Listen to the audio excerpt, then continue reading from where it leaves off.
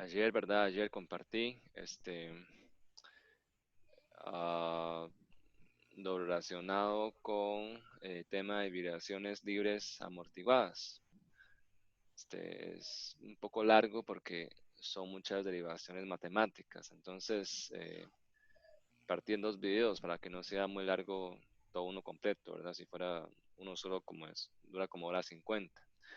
Entonces, ustedes pueden ver video o pueden ver los apuntes, ¿verdad? Si van más rápido, esto, si no les cuesta, entonces pueden ir directo a los apuntes, ¿verdad? También es una forma de ir rápido. En el video lo que uno hace es explicar paso por paso, ¿verdad? Y en comentar todos los detalles, entonces solo que se demora un poco más. Pero ahí está para su referencia. Ah, nada más quería ver un toque cuánto es que termina el curso lectivo. O sea, vamos a ver cómo nos va. Este, eh, ok, digamos que, bueno, supuestamente hoy tenemos que terminar vibraciones mecánicas, ¿verdad? Pero eso nunca ocurre. O sea, aunque sea semestres normales, igual es muy, muy difícil que eso ocurra. Vamos atrasados como que sí, unas 2 semanas, más o menos son 2 semanas de esa interrupción que tuvimos. Tenemos tiempo hasta 2 de julio.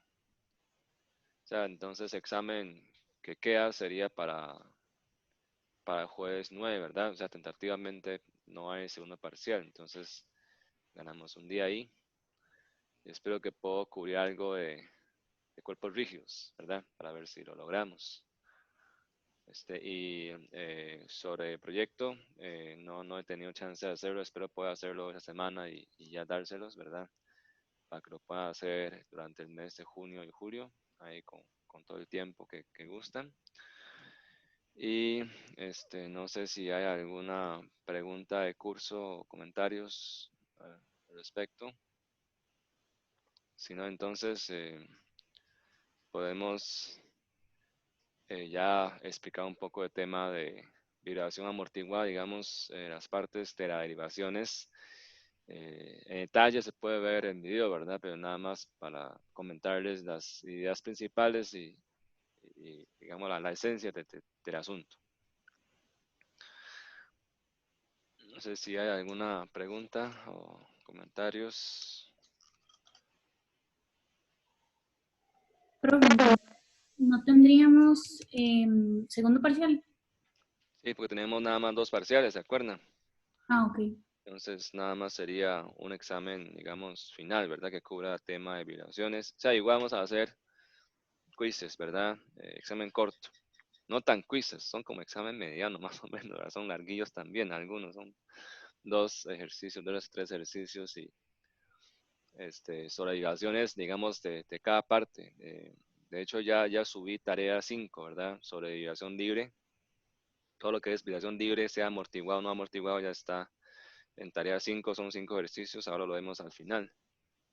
Y después hay otra tarea de vibración forzada. Y con eso ya cubrimos tema de vibraciones, ¿verdad? Y ya después ya sigue tema de cuerpos rígidos.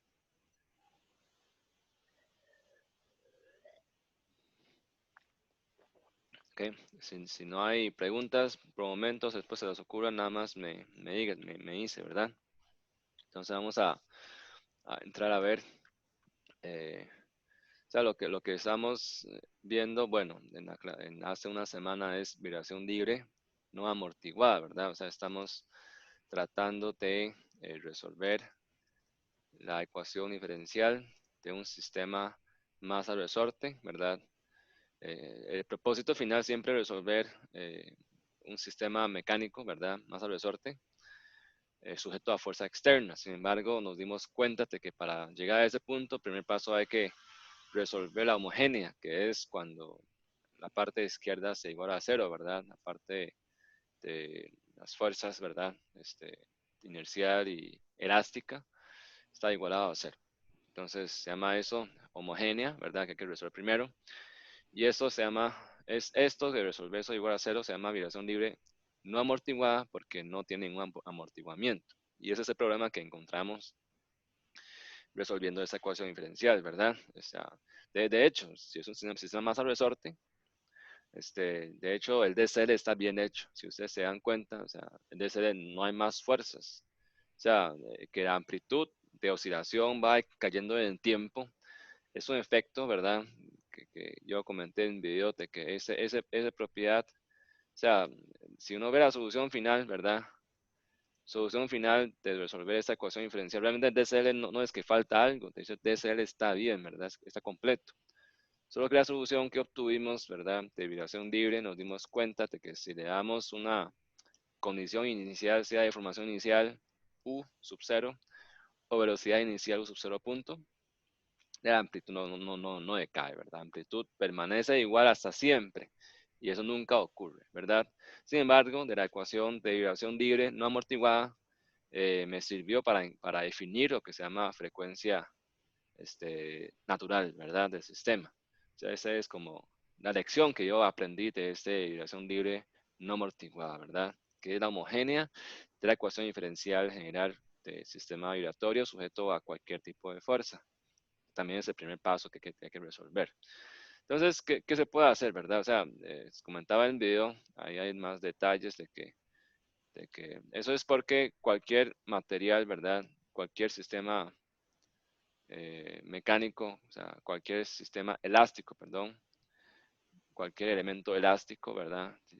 Si es fuerza, restitución, si es deformación, por más lineal que sea, o sea, en vía real, ya sabemos que los materiales, ellos, cuando se deforman, o sea, como ¿verdad? Se deforma, las partículas se estiran, después comprime, se encoge, se estira y encoge, y ahí siempre hay ese reacomodo de partículas, esa deformación, siempre hay pérdida de energía. Por más elástico que sea, siempre tiene cierto tipo de histéresis, ¿verdad? Siempre.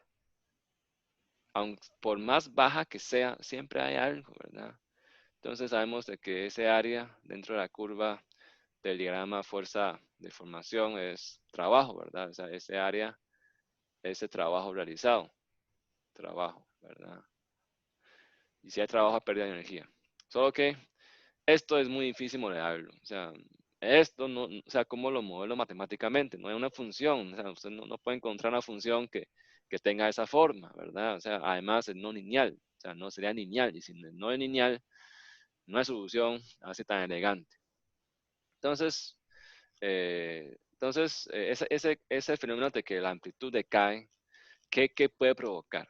Entonces, la causa de ello, esa caída de amplitud le llama entonces amortiguamiento, ¿verdad? Amortiguamiento. O sea, de que la amplitud va cayendo porque algo los está amortiguando, ¿verdad? Está como impidiendo de que siga así. Entonces, en el mundo real, ¿verdad? Existe tres tipos de amortiguamiento. Puede ser debido al ambiente, ¿verdad? Que se llama amortiguamiento acústico, debido a fricción con el fluido circundante, que puede ser aire, ¿verdad? Que puede ser viento, todo esto, ¿verdad? Contacto con partículas flotantes. También puede ser debido a material, ¿verdad? Que es fricción interna de material estructural, como les comentaba, que es el resorte que se estira y se encoge. De ahí fricción interna de partículas para acomodarse, reacomodarse, ¿verdad? Eso pierde energía.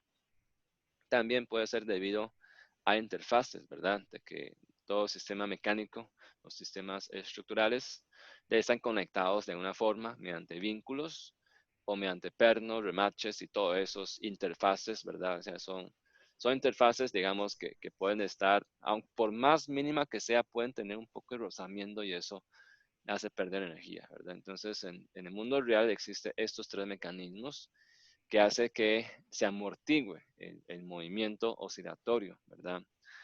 Y esos últimos dos también se llama amortiguamiento estructural o amortiguamiento del sólido, ¿verdad? O sea, es propiamente debido al material o sólido en sí. Y para modelar estos tipos de amortiguamientos existen diferentes modelos, ¿verdad? El primero, que es lo que vamos a usar, se llama amortiguamiento viscoso.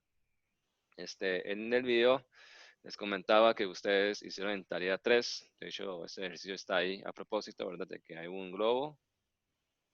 El globo está mucho más bonito de esto que les dibujé aquí, ¿verdad? Un globo. Y que ascendía, ¿verdad? Con una fuerza boyante. Y que también tenía enfrentada una fuerza de fricción que es un C por velocidad. O sea, velocidad en ese caso sería Y punto. O sea, cuando sube el globo enfrentaba una fricción con el aire, ¿verdad? Que generalmente se llama fuerzas de arrastre. No sé si en física lo comentaron. Fuerzas de arrastre con un fluido. Y esto generalmente se expresa como una función de una función lineal o no lineal, ¿verdad? De velocidad. Y generalmente hay un alfa como exponente de velocidad. Y ese alfa les comentaba que puede andar desde 0.5 hasta 2. Comúnmente, ¿verdad? También hay alfa que es 0.1. Eso es el modelo que se ha encontrado, que así funciona la fricción con el aire, ¿verdad? Entonces, esto se llama amortiguamiento viscoso. Y ese espacio es caso particular, digamos, en un sistema mecánico. Eso es cuando va moviendo en el espacio. Pero en el caso particular, ¿verdad? De un sistema mecánico, por ejemplo, es el caso de un pistón, ¿verdad? Que un pistón, no sé si ustedes han jugado esas pistolas de agua. Si se han jugado pistolas de agua cuando era niño. Esas pistolas que eran hechizos, que manda uno a hacer con un tubito, no sé si es. Bueno, es que yo antes jugaba eso porque yo estaba en Taiwán y ahí hay bambú, ¿verdad? Entonces lo mandaba a cortar un pedazo de bambú y hacer un orificio en un extremo. Entonces ahí con una tapita de gaucho o no sé qué material y le anclamos un alambre de hierro, ¿verdad? Entonces metemos agua y ponemos entonces aquí hay agua, ¿verdad?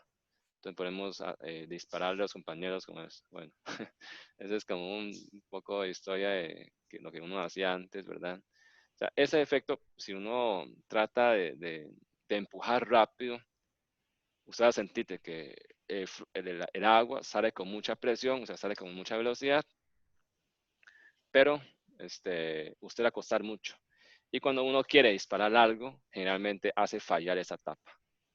Porque mientras más rápido quiere que salga, más fuerza de resistencia encuentra, ¿verdad? Eso es típico de un pistón. Y también eso se puede encontrar en algunas puertas, si ustedes abren algunas puertas del edificio o de algunas oficinas, ustedes ven que la puerta tiene como un mecanismo, ¿verdad? Que es algo, tiene una cajilla y después tiene como un brazo, ¿verdad? Una articulación acá y después se conecta con la puerta, algo así.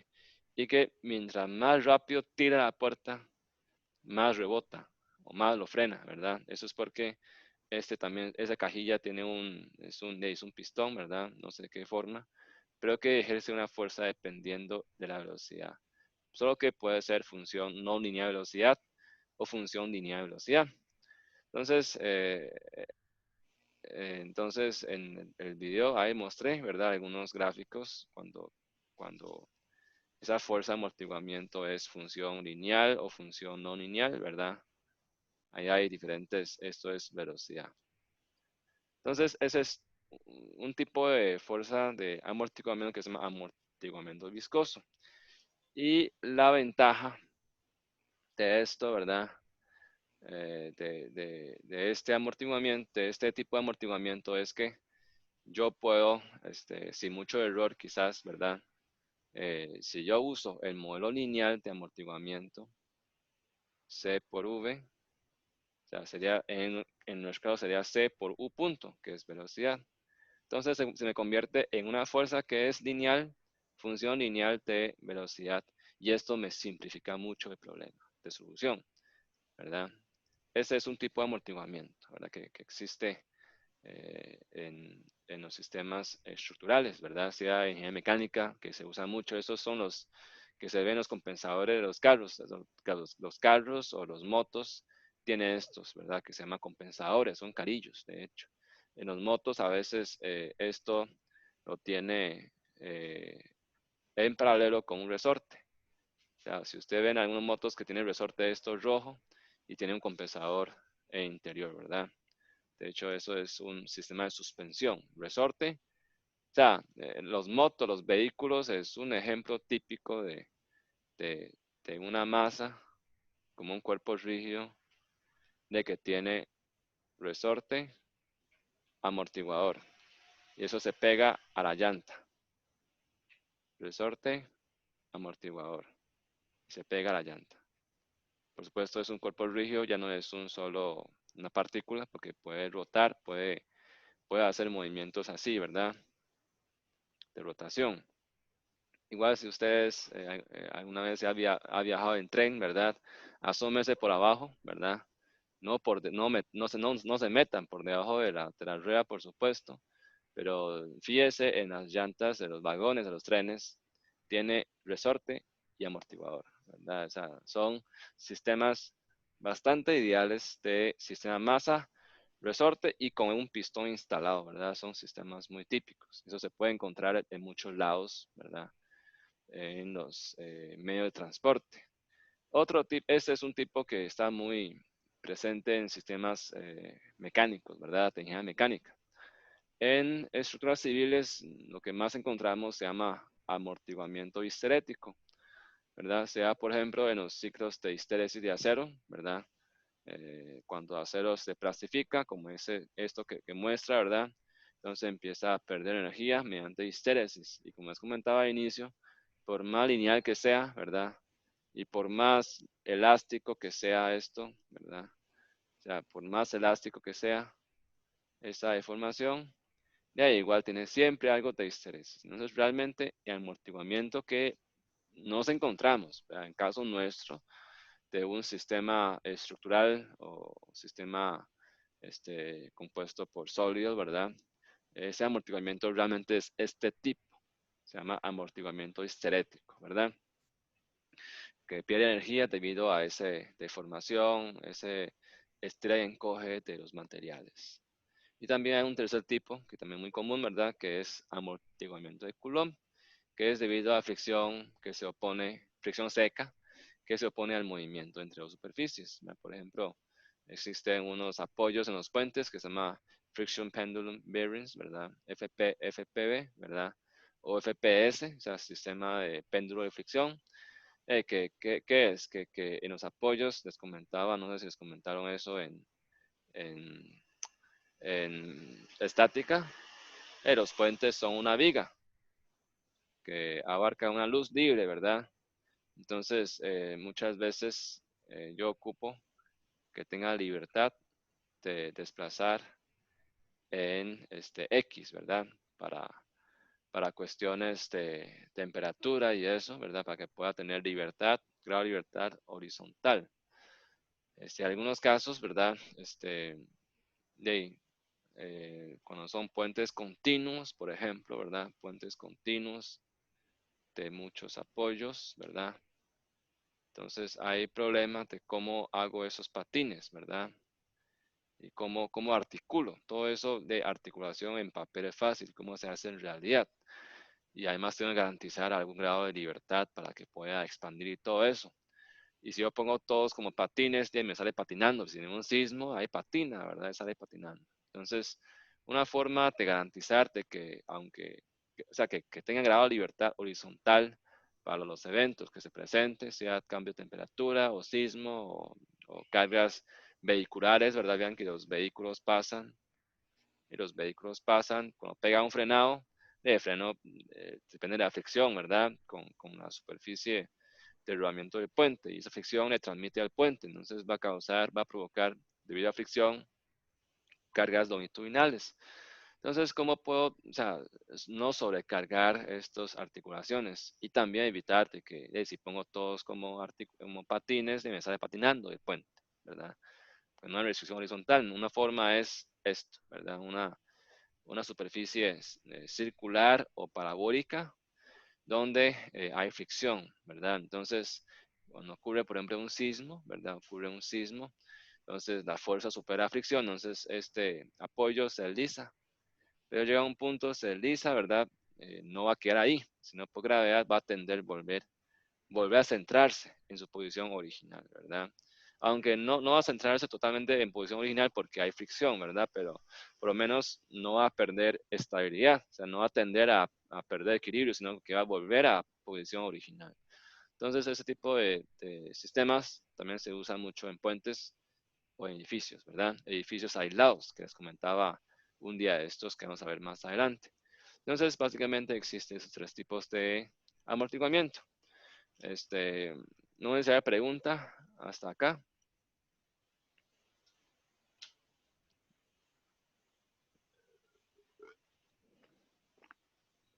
¿Estamos bien? Entonces, esos son los tres tipos de amortiguamiento, ¿verdad? Pero bueno, esos tres hacen que se pierda la energía y que la amplitud de oscilación va decayendo por pérdida de energía, ¿verdad? Eh,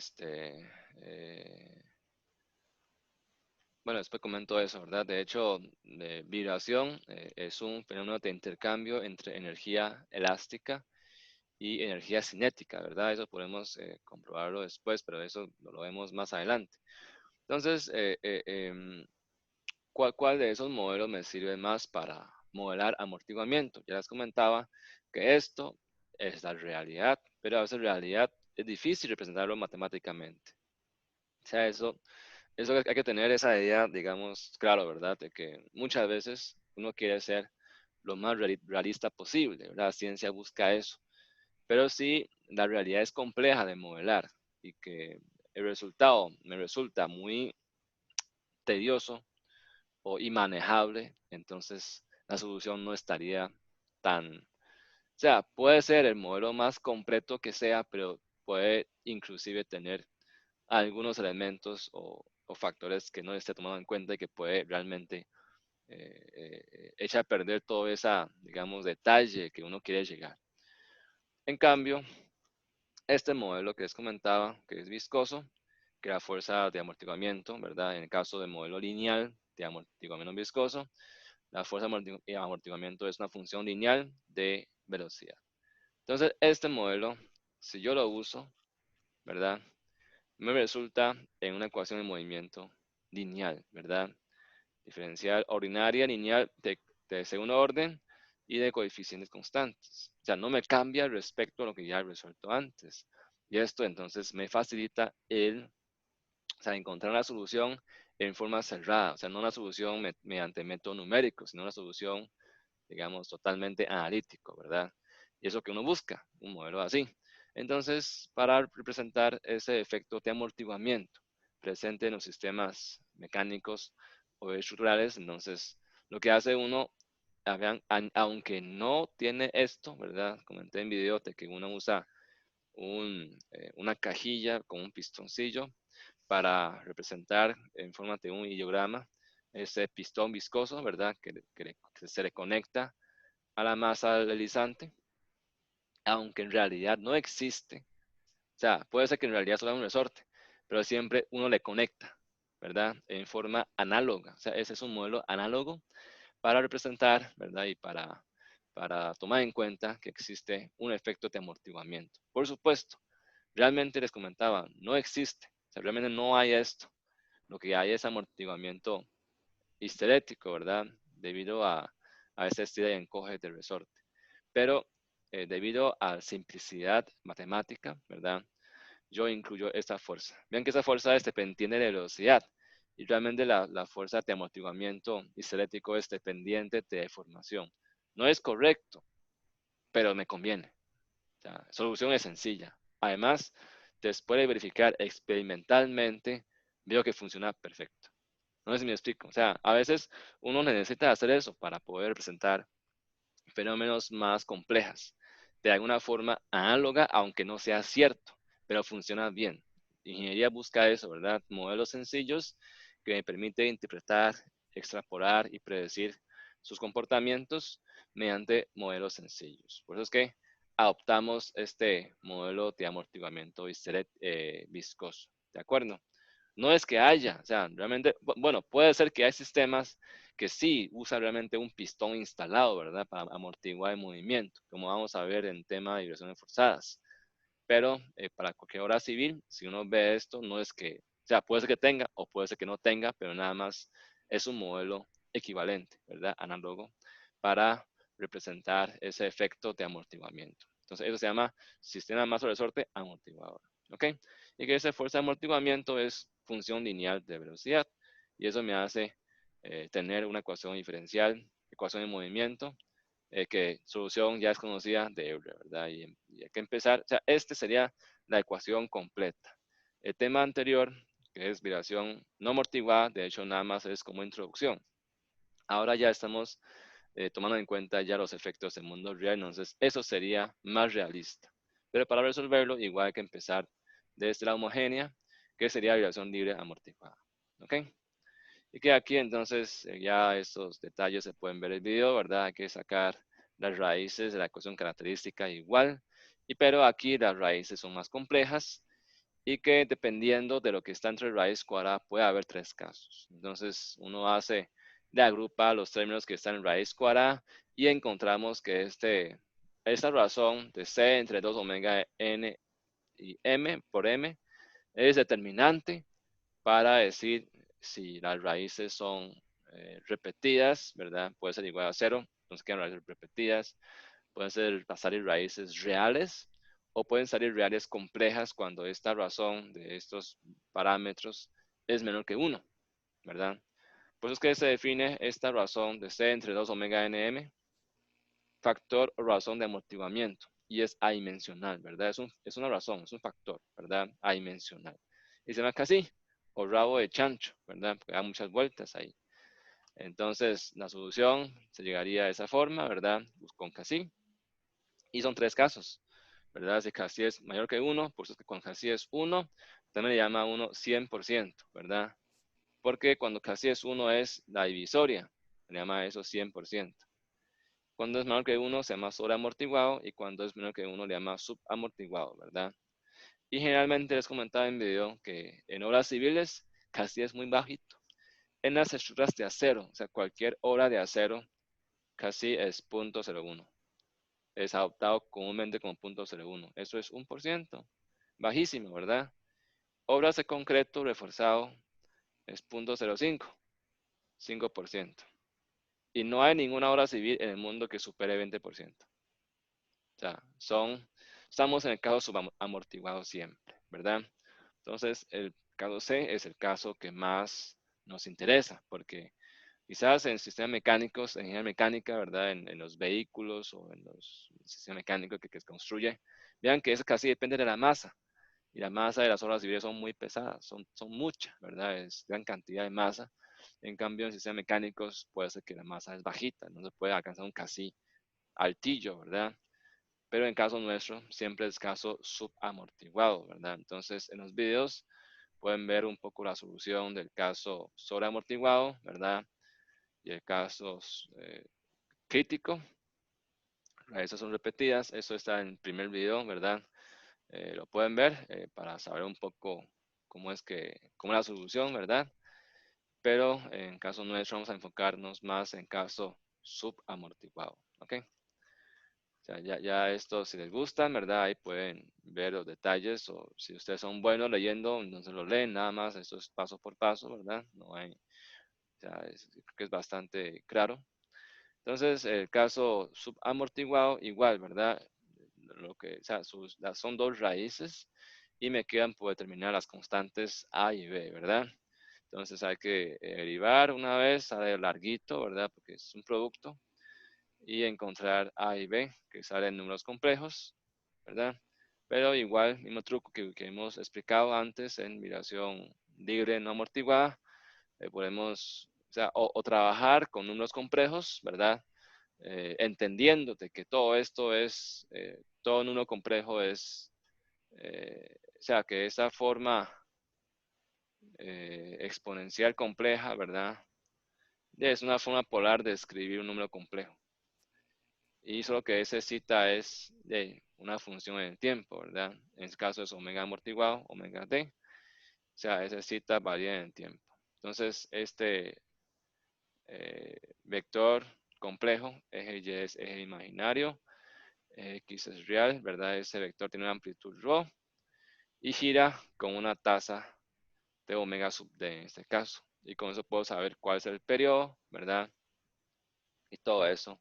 Y cuál amplitud de movimiento también se puede saber, ¿verdad? Eso si uno quiere trabajar totalmente con números complejos, también se puede hacer, ¿verdad? O sea, no es nada de otro mundo, simplemente es una forma de representar esa propiedad periódica de movimiento oscilatorio.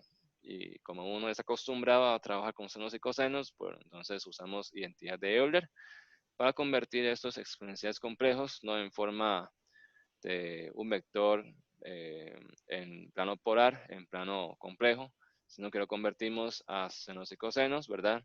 Entonces, después de varios acomodos, ¿verdad? Y de meter las constantes iniciales, vemos de que se cancela toda la parte imaginaria. ¿Por qué?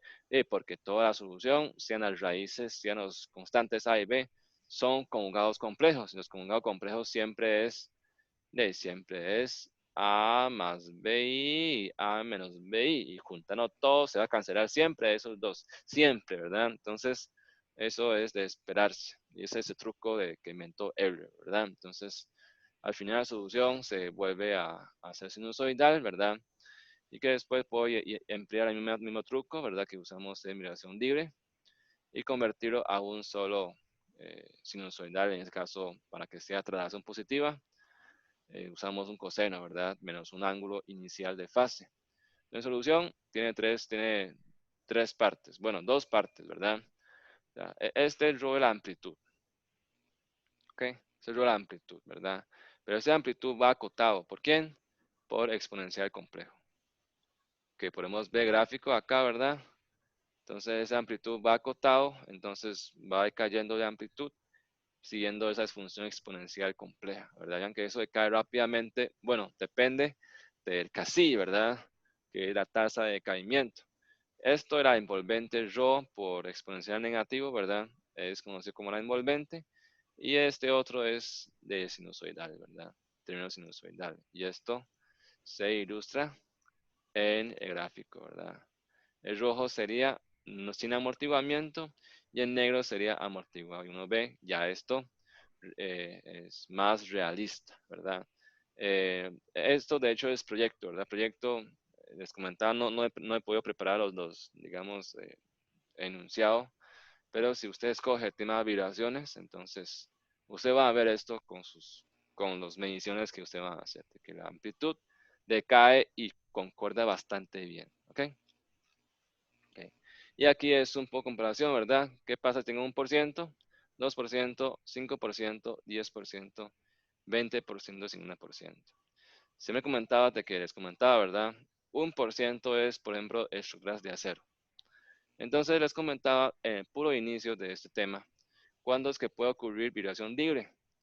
Puede ser, o sea, puede ocurrir cuando le da una condición inicial, U sub 0 y U sub 0 punto, ¿verdad? Y o sea, lo jala y lo suelta libremente, o le da un golpe, o sea, un impacto que le da, de hecho le está causando una velocidad inicial, ¿verdad? Porque el resultado de un impacto es cambio de cantidad de movimiento. Entonces, eso puede ser vibración libre, puede ser causado por estas condiciones iniciales, o también puede ser que usted pasó por una serie de excitaciones externas, ¿verdad? Y eventualmente, digamos, este es la fuerza. Puede ser sismo, ¿verdad? Fuerza sísmica. Terminó. Cuando termina el sismo, ¿qué implica? Que a partir de aquí para adelante, P en T de cero. O sea, a partir de aquí es vibración libre. Entonces, el último instante es como que la fuerza dejó una condición inicial en el sistema. Y después de eso empieza a vibrar libremente. Ok. Entonces, ahí viene la diferencia. En Japón, ¿verdad? Si ustedes ven los videos de los sismos históricos, ustedes pueden ver que el sismo, digamos, puede ser que dure 1 minuto. Y el video del edificio oscilando puede durar 2 minutos. ¿Por qué? En Japón hay muchos edificios de acero y acero tiene 1%, ¿verdad? De amortiguamiento. ¿Qué quiere decir? Aquí en ese tiempo cero ya paró el sismo. Pero el edificio, cuando para el sismo, todavía tiene velocidad, todavía está moviendo. Y ahí te cae libremente. ¿Y cuántos ciclos ocupa para detenerse? 1, 2, 3, 4, 5, 6, 7, 8, 9, 10, 11, 12. O sea, unos 30 ciclos más. Entonces usted siente que el sismo nunca terminó, no la terminó. Lo que pasa es que su edificio, por tener bajo amortiguamiento, continúa oscilando para aquí, para allá, con su periodo natural. ¿De acuerdo? Y esos, digamos, si son rascacielos, esos que hay en Japón, el periodo es largo, ¿verdad? Les comentaba que el periodo natural más o menos es 0.1 por n. Y si n son, digamos, 10 pisos, es un segundo. Entonces, todo cada ciclo dura un segundo para aquí, un segundo para allá, un segundo para aquí, para allá. De eso es como infinito para uno, ¿verdad? Y si uno de ahí, no, o sea, uno se asusta, ¿verdad? Aquí Costa Rica, que todo el mundo está en edificios bajitos, y el sismo termina rapidito, ¿verdad? Y ya te deja de vibrar. Pero si usted está en un edificio de acero, ¿verdad? Entonces prepárese porque le va a durar bastante más que los demás. En cambio, si usted está en un edificio de concreto, 5%, vean que dura de por lo menos solamente como un tercio o un cuarta parte de vibración que puede tener un edificio de acero. ¿Ok? Entonces, ahí está la importancia de amortiguamiento, ¿verdad? Amortiguamiento es cómo disipo esa energía que entra al sistema debido a excitación en la base, ¿verdad? Por ejemplo, el sismo. También esto es muy importante en puentes, especialmente los puentes de gran envergadura, los puentes colgantes o puentes atirantados, sujetos a efecto del viento. Solo que los puentes sostenidos por cables generalmente tienen muy bajo amortiguamiento. O sea, sistemas de cables, ¿verdad? Puede tener amortiguamiento inclusive de 0.2%. Pues cable casi no tiene un amortiguamiento, ¿verdad? Por eso es que en los puentes esos muchas veces tienen que instalarle algún mecanismo, sistema mecánico de disipación de energía. O sea, tenían que instalarle amortiguadores para poder disipar muchas veces vibración inducida por el viento. ¿Ok? No sé si hay preguntas hasta acá. Eh, yo voy a compartir después, que me acuerdo que comenté esto. Hay un puente que se llama Puente Millennium en Inglaterra. Se llama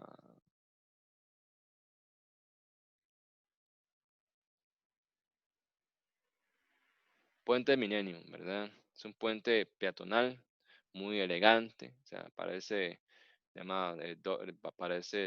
espinal de un dragón. No sé, tiene un diseño bien chiva, ¿verdad? Y muy bonita. Y cuando inauguró, subieron, o sea, prácticamente el puente peatonal o sea, no hay ningún espacio para pararse, ¿verdad? Subieron todas las personas posibles a caminar en el puente y provocó una vibración no deseada. O sea, vibraba tanto que de una vez causó el puente. Y después tuvieron una dinámica de puente y se dan cuenta de los problemas que tiene y tuvieron que entonces instalarle amortiguadores, ¿verdad? Hay videos documentales que explicaba el caso. Entonces, ahí yo voy a compartir ese link en mi acción virtual para que lo vean, ¿verdad? Eso es un típico ejemplo de que aumentándole amortiguamiento pudieron resolver ese problema de vibraciones que se presentó, ¿verdad? Ok, no hay preguntas hasta acá. Lo último que vimos en el video es que esto nada más es para que vean de que para casi, ¿verdad? Menor que 0.2, o sea, 20%, porque la vibración de las frecuencias naturales, o sea, ¿cuál es el efecto o sea, esta parte, ¿qué es lo que quiere hacer entender? ¿Qué es lo que afecta al introducir amortiguamiento en el sistema? Primero sabemos de que lo que afecta es, o sea, la diferencia de la solución, ¿verdad? De la solución esta, solución general, ¿verdad? Con vibración libre no amortiguada es que introduce un término exponencial negativo que acota la amplitud ρ, ¿verdad? O sea, está envolvente. O sea, esto es el efecto que trae amortiguamiento. Hace que la amplitud se disminuya exponencialmente, ¿verdad? Mediante un exponencial negativo. Y lo otro es que afecta a la frecuencia natural, ¿verdad? O sea, omega d es, ya se acuerdan, ¿verdad? Es esa velocidad con que ese vector complejo gira en el plano complejo.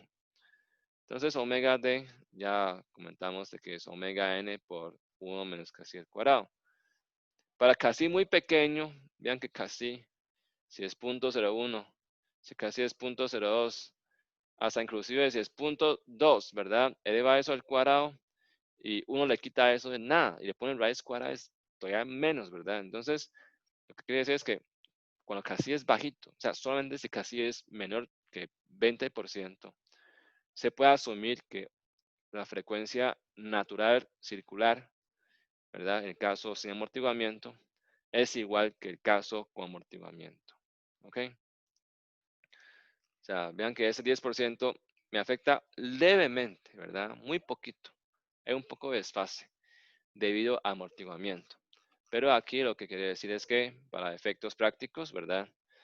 Y quitando decimales, ¿verdad? Por redondeo, igual hay siempre redondeo en los cálculos. Entonces, para casi menor a 20%, prácticamente podemos asumir que frecuencia circular amortiguada y natural es la misma. Lo mismo con el periodo natural y periodo amortiguado. Y al final, este resumen de vibraciones libres, ¿verdad? Entonces, es el caso subamortiguado, hay oscilación, vean que vibra, va y viene, ¿verdad? En cambio, crítico, ¿verdad? Que es azul, sencillamente tiende a hacerlo rápidamente. Y el negro, que es sobreamortiguado, tiende a hacerlo, pero lentamente. ¿Ok? Hasta aquí no sé si hay alguna pregunta.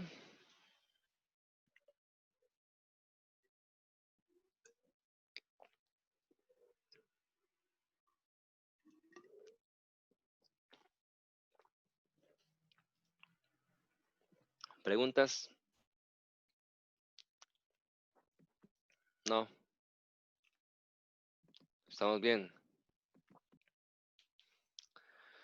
Ok, entonces vamos a estudiar un tema que se llama decremento logarítmico de amortiguamiento. Este tema es importante y de hecho es, digamos, lo que más ve uno de amortiguamiento es porque, bueno, volviendo a inicio, ¿verdad? Ok, usted me dice que este modelo es un modelo muy bueno, ¿verdad? De que realmente no existe un amortiguador, pero le añado un amortiguador para simular ese decaimiento de amplitud debido a disipación de energía. Pero como no tengo amortiguador y le pongo amortiguador, ¿cómo mío de C? Y si yo construyo un edificio o hago una estructura, ¿cómo sé yo cuál es el C de ese edificio? Si no lo puedo medir. O sea, el K lo puedo saber, ¿verdad? Con teoría de sólido y todo eso, yo puedo modelarlo, ¿verdad? Con teoría de estructuras, yo lo puedo saber. Pero ¿cómo puedo encontrar el K sí? Esto sí que no puedo encontrarlo, ¿verdad? O sea, no se puede medir, no se puede modelar porque realmente no existe esto en el sistema y es algo equivalente, análogo, ¿verdad? Para representar ese fenómeno de disipación de energía. Entonces, ¿cómo se puede medir eso? Únicamente se puede medir experimentalmente. ¿Mediante qué? Mediante una historia de vibración libre. O sea, para saber amortiguamiento real de un sistema, excepto, digamos que ya por haber mucho experimento ya a nivel académico en todo el mundo, ¿verdad? Se sabe que acero, su amortiguamiento es 1%, o sea, se puede asumir que es 1%, ¿verdad? Y concreto 5%, pero si uno quiere terminar con más exactitud, hay que hacer pruebas. Se llama prueba de vibración libre, ¿verdad? O sea, que usted, ¿cómo hace prueba de vibración libre? Por ejemplo, eh, no estoy comentando fábula, ¿verdad? Esto es real. ¿Cómo se hace prueba de vibración libre? Usted tiene un edificio, ¿verdad? Estoy contando cosa un poco peligrosa. Hizo un edificio, de hecho esto hizo un profesor pensionado, bastante loco, bueno, loco no, muy espíritu de estudiar lo que hace. Él diseñó este edificio de apartamentos, creo que tiene 11 o 12 pisos, me comentó y fue muy interesante y me gustó. Entonces, Él quería saber, porque usó un sistema un poco diferente, ¿verdad? Quería saber cuál es el periodo de este edificio, porque vamos a ver más adelante que el periodo de ese edificio tiene que ver con la demanda sísmica, o sea, con la fuerza sísmica que le llega, porque es una cuestión de frecuencias, ¿verdad? Entonces, ¿qué hizo? Pegó un cable de acero al tope, ¿verdad? Mandó un bulldozer, mandó un, ¿cómo se llama? Retroexcavadora. Aquí va esta retroexcavadora. Eso ahí va con una pala. Entonces se empuja, ¿verdad? Con toda la fuerza y después corta el cable. Y usted sabe, ¿verdad? Cuando empuja el cable, tensa, deforma el edificio con la fuerza. Y cuando corta de repente el cable, ¿verdad? De esto empieza a vibrar. O sea, le dio con esto una información inicial, ¿verdad? Solo que esto es bastante peligroso porque usted corta el cable sale como un látigo, ¿verdad? Como un serpiente. Y si uno no tiene cuidado, le corta la cabeza, ¿verdad? Eso es muy peligroso.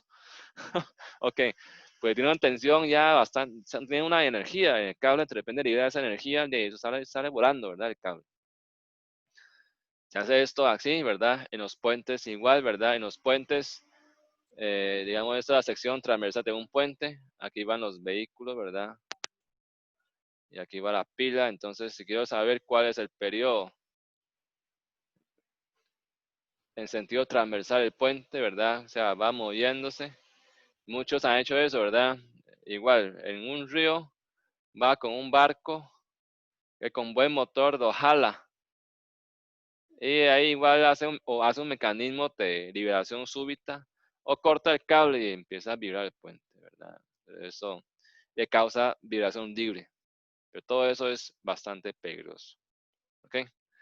Por eso es que ya hoy día se usa otros métodos más avanzados, ¿verdad? Se llama vibración ambiental, que son movimientos pequeños causados por las cargas ambientales del viento, del río o microvibraciones del suelo, ¿verdad?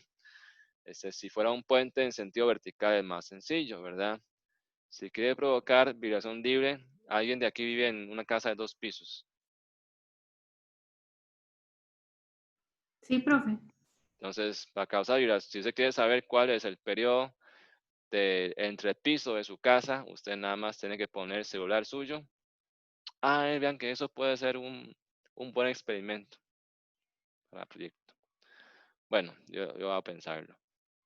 Porque el celular tiene acelerómetro. O sea, los celulares tienen acelerómetro.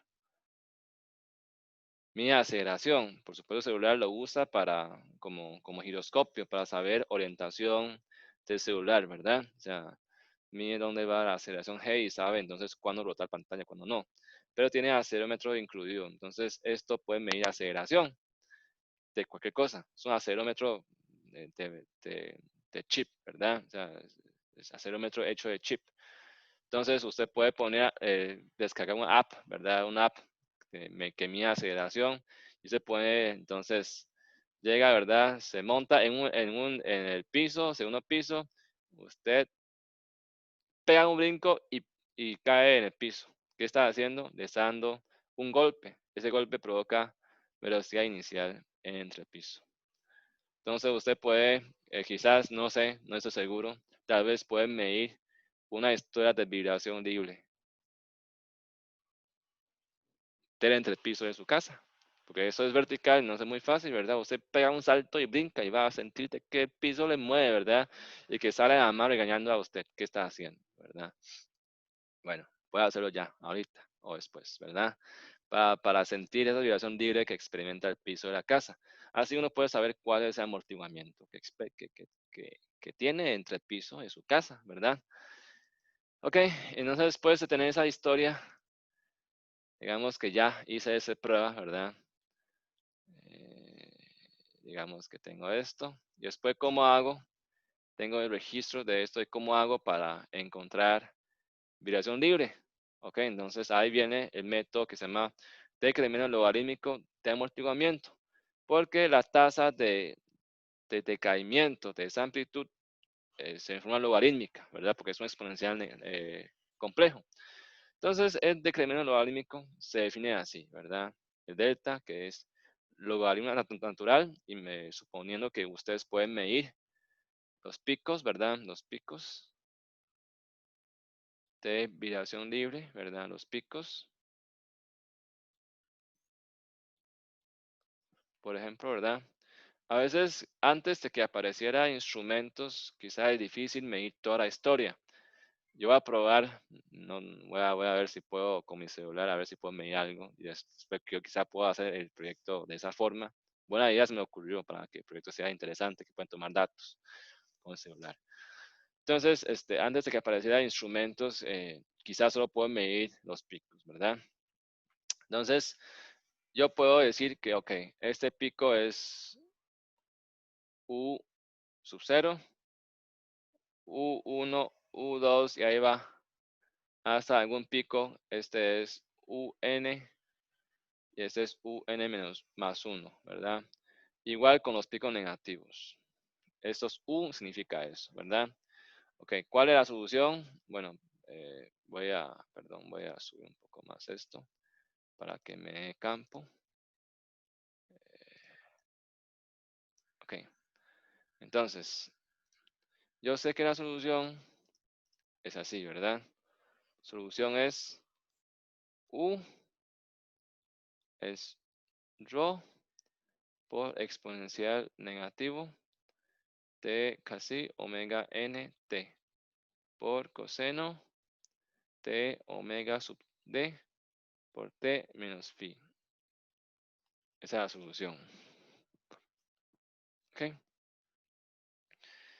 Y yo puedo decir, bueno, digamos que U, ¿verdad? Sub 0, ese es el pico inicial. Digamos, sería U, digamos, un T sub 0. Sería rho exponencial negativo omega n por t por coseno de omega sub d por t sub 0 menos phi sub 0. Y después en U1, ¿verdad? Pico 1, digamos que puede ser T1, pero U1 es un periodo, ¿verdad? Vean que U1 es un periodo T sub D después de U sub 0. O sea, entonces también se puede decir que es U de T sub 0 más un periodo amortiguado. O sea, esa es la realidad de amortiguamiento. No sabemos cuánto, pero vamos a deducirlo con la forma más general posible. Igual a rho exponencial negativo. Aquí es T sub 0 también, ¿verdad? Todo aquí es omega n T sub 0 más periodo amortiguado. Y aquí es coseno, ¿verdad? De omega sub d por T sub 0 más periodo amortiguado menos phi sub 0. Ok. Y lo mismo, ¿verdad? Llegamos aquí, podemos llegar hasta UN, sería U de T sub 0 más n veces periodo amortiguado, ¿verdad? Sería rho igual menos casi omega n, sería T sub 0 más n periodo amortiguado, ¿verdad? Por coseno de omega d T sub 0 más n veces periodo amortiguado, porque son n ciclos después, menos phi sub 0. Lo mismo con UN más 1, pero eso mejor lo hago después. Vamos a estudiar primero ¿verdad? A ver qué encuentro. Entonces vean que la definición es U, digamos, si n fuera 0, o sea, si n fuera 0, delta sería logaritmo natural de U sub 0 entre U1. Entonces dividamos U sub 0 entre U1 a ver qué pasa. Sería hacer esa división, ¿verdad? Ok. Vean que la división, podemos simplificar un poco más. Vean que arriba es rho.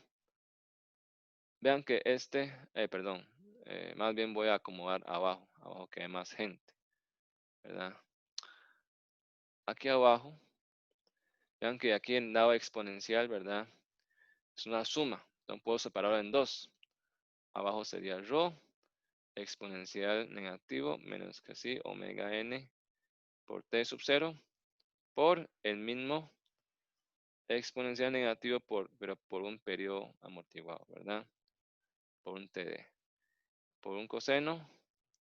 Y aquí es omega d t sub 0 más omega sub t, periodo amortiguado, menos ángulo de fase inicial. ¿Ok? Y ahora hacemos esta división, extendamos esta división aquí. Y pasamos esto acá, ¿verdad? Es ρ exponencial menos casi omega nt sub 0 por coseno de omega sub d t sub 0 menos phi sub 0. ¿Todos de acuerdo hasta acá? Entonces, ¿quiénes se van? Rho se va con Rho, ¿verdad? Este exponencial negativo. ¿Alguien tiene pregunta? ¿Qué está dividiendo? Estoy dividiendo, encontrando esa razón de u sub 0 entre u1. Ah, ok, gracias. Ok, mucho gusto. O sea, estoy haciendo este decremento logarítmico, ¿verdad? O sea, la razón entre un pico y otro. O sea, el pico anterior entre el pico posterior, ¿verdad? O sea, entre picos sucesivos. Entonces, vean que se va este con este. Y esos cosenos, ¿qué pasa? La diferencia entre este y este es este omega d por periodo amortiguado, ¿verdad? Pero, ¿cuál es la definición de periodo amortiguado? De 2pi. O sea, periodo amortiguado es, ¿se acuerdan? Una vuelta, ¿verdad? En el plano complejo, la vuelta que da el vector complejo. Una vuelta son 2pi radianes y la velocidad angular con que barre ese círculo de es omega, ¿verdad? Omega sub d. Entonces, si meto 2pi omega d acá, ¿qué queda? Esto quedaría de omega, se va con omega, ¿no? Queda 2pi. Ok. Coseno, este mismo coseno, vean, ese mismo omega sub d por t sub 0, ¿verdad? Menos phi sub 0, más 2pi, ¿cuánto da?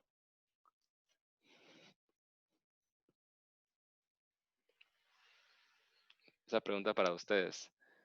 Coseno de esto es un ángulo, ¿verdad? Ángulo cualquiera. Omega sub d por t sub 0 menos phi sub 0.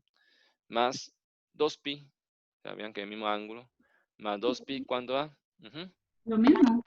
Lo mismo, ¿verdad? Sí, coseno más 2pi es una vuelta, entonces es lo mismo. Por lo tanto, ya evidentemente este se va con este. ¿Lo que me queda? Me queda al final que la razón u sub 0, u1 queda 1 sobre exponencial negativo omega n t sub 0. Y sabemos que ese menos 1 es yo puedo pasar para arriba. Esto, cuando es un exponencial negativo, yo puedo pasar para arriba, ¿verdad? ¿Se acuerdan de la regla? Pasa para arriba y queda así. Positivo.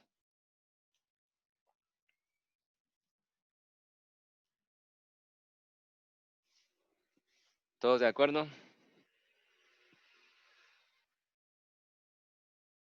Ahora sí. Entonces aplicamos logaritmo natural. Ambos lados. Esto es igual a delta, ¿verdad? Quedamos delta. Entonces delta es igual o al natural de u sub 0 entre 1. Sería igual a casi omega n. Ok, ahora periodo amortiguado, ¿cuánto sería? 2pi entre omega d, ¿verdad? Y omega d, ese omega d, ya hemos definido antes, es omega n por 1 menos casi al cuadrado, ¿verdad? Es la frecuencia circular natural modificado por una razón definido por esa raíz cuadrada de 1 menos casi al cuadrado. ¿Ok? Entonces ahora voy a seguir aquí, ¿verdad? En lado izquierdo. Entonces, esto implica que... van a espacio. Bueno, yo voy a borrar aquí, perdón. Yo voy a borrar esta parte. Ese dibujillo.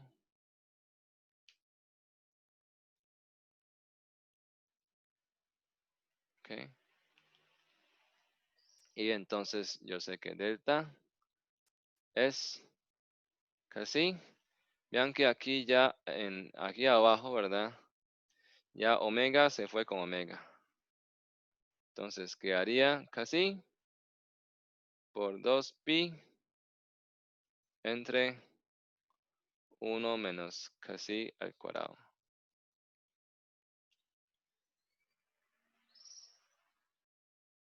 Bueno, me quedó igual. Ok.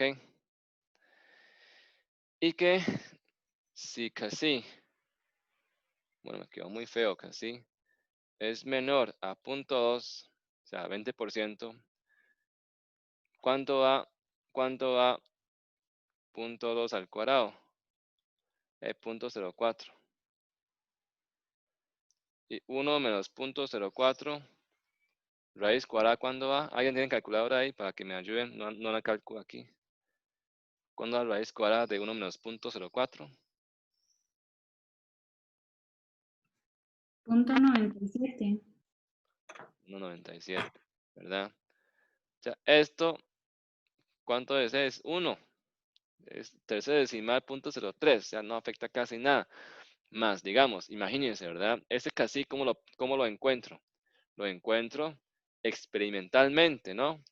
Y experimentalmente, ¿cuánto error puede haber en la medición? ¿Cuánto error puede haber debido al modelado? ¿Se acuerdan que realmente el amortiguamiento es sisterético y estamos forzando, bueno, forzando no, o sea, me conviene y funciona.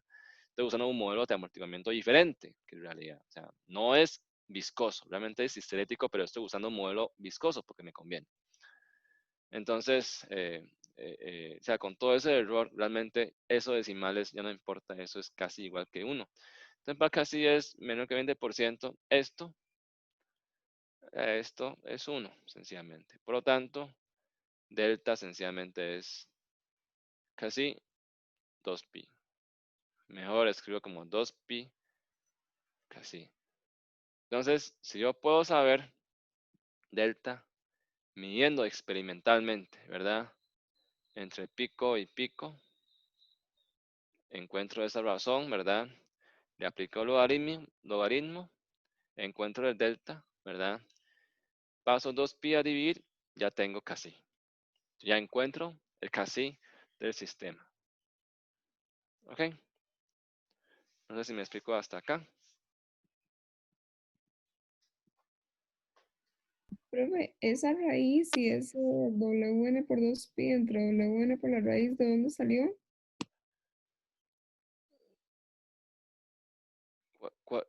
A la raíz de omega, vamos a ver, raíz de 1 menos casi al cuadrado, viene por esto, ¿verdad? En la derivación, porque en la derivación de caso subamortiguado,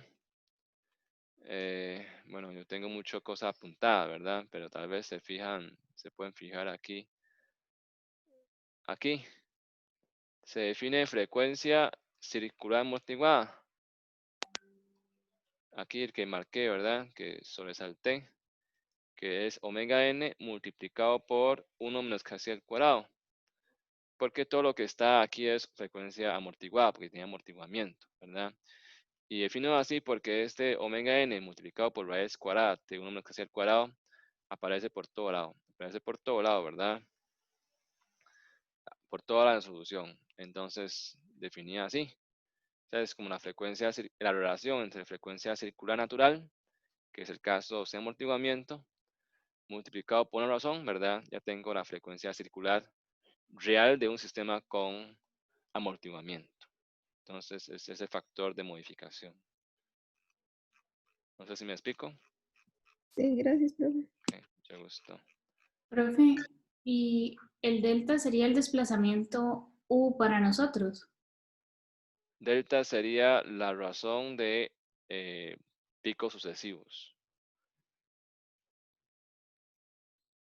Ok, o sea, delta es, vean la definición de delta, ¿verdad? Es logaritmo de la razón de pico, en ese caso usé ejemplos de pico 0 y pico 1.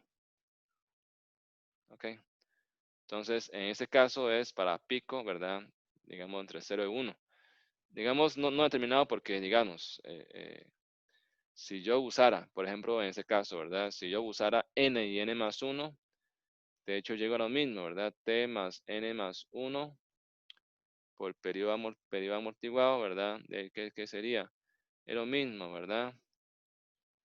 T sub 0 más n más 1 T amortiguado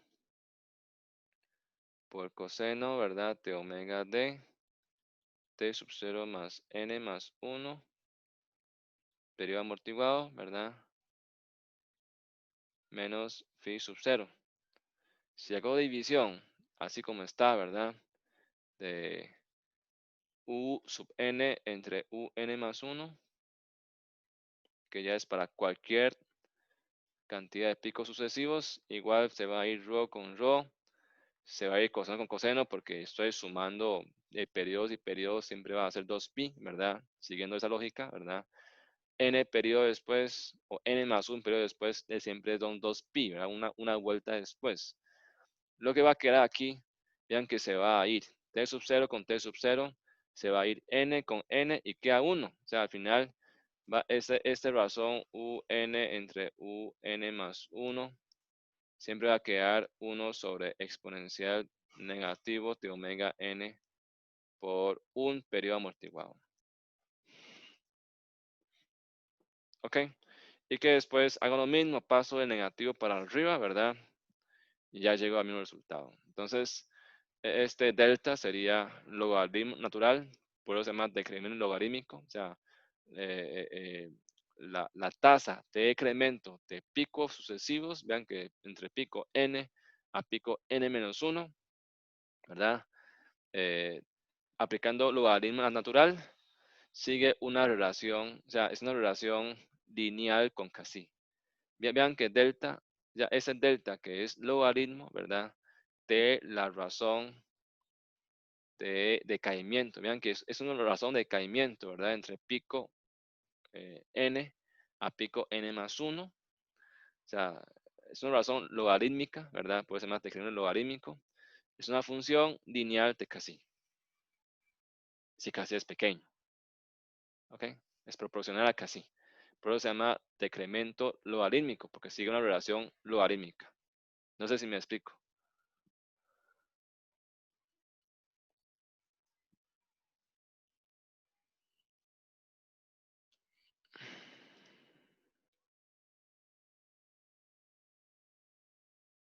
Sí, estamos bien. Sí, pero Ok. Entonces, esto es una relación para picos sucesivos, ¿verdad? Voy a borrar aquí, tal vez mejor borro un poco que es muy enredado, ¿verdad? ¿Qué pasa si no fuera picos sucesivos? ¿Qué pasa si yo no pude? Experimentalmente, y ahora quizá lo va a encontrar en experimentos que van a hacer en casa, ¿verdad? Quizás yo puedo tomar este punto y puedo tomar hasta 1, 2, 3, 4, 5 ciclos después. Y no pude, me falló el instrumento, no pude medir. Pude medir este y este.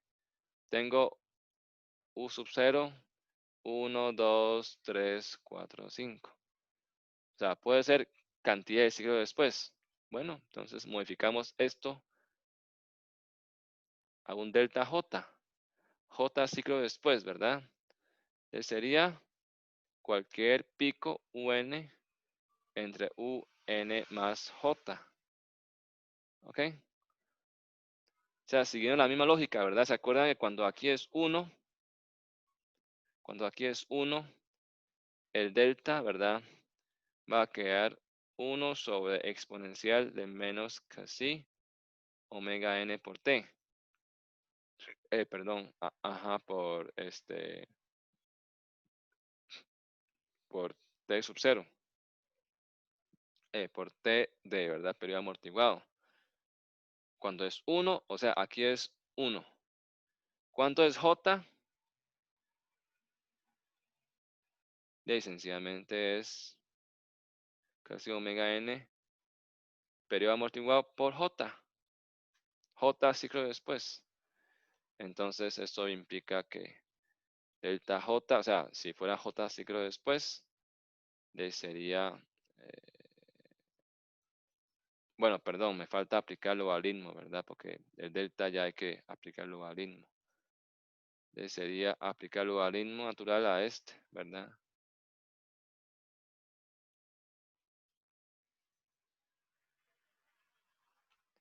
Delta es logaritmo de razón de frecuencias, razón de picos, ¿verdad? Sucesivos. En el caso son J pico después. Entonces implica que delta J es casi. Voy a pasar J para adelante, ¿verdad? Para separar a los demás. Y los demás queda igual, ¿verdad? Lo mismo.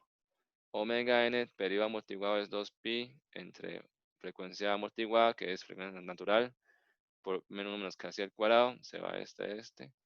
Queda entonces J casi 2pi entre 1 menos casi al cuadrado, ¿verdad? Y si casi es menor que 0.2, raíz cuadrada de 1 menos casi al cuadrado es 0. Por lo tanto, ese delta J ciclo después sencillamente es J 2pi casi. Entonces esto ya es en forma general, ¿verdad? Para cualquier J ciclos, J picos o ciclo después. Y aquí hay un gráfico, ¿verdad? No me sea pregunta hasta acá.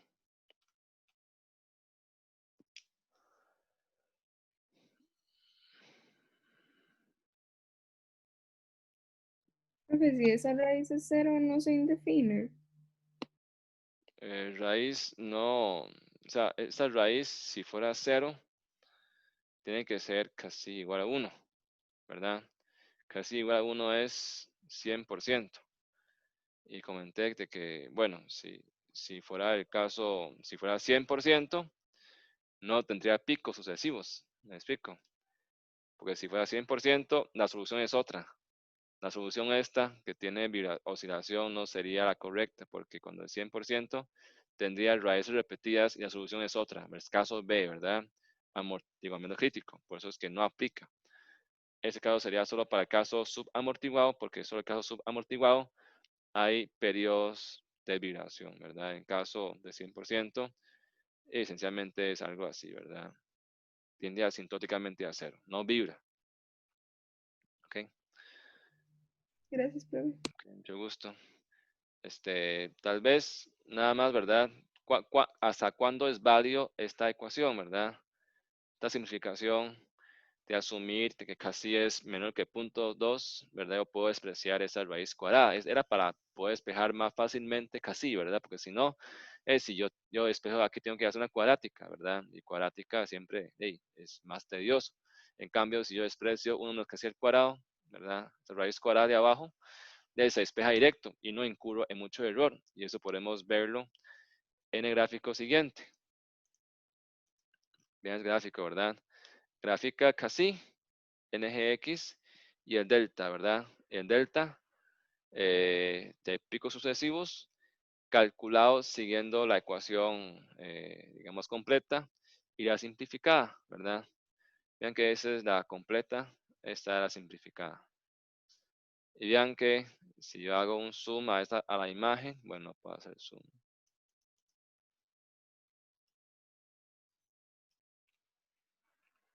Vean que hasta 20%, o sea, 0.2 de casi, mira lo mismo, ¿verdad? Es una recta y esta es una eh, recta dividida entre una raíz cuadrada, ¿verdad? Entonces vean que hasta 0.2 solución sencillamente no hay ninguna diferencia. O sea, error de medición, error experimental puede ser mucho mayor a esa simplificación.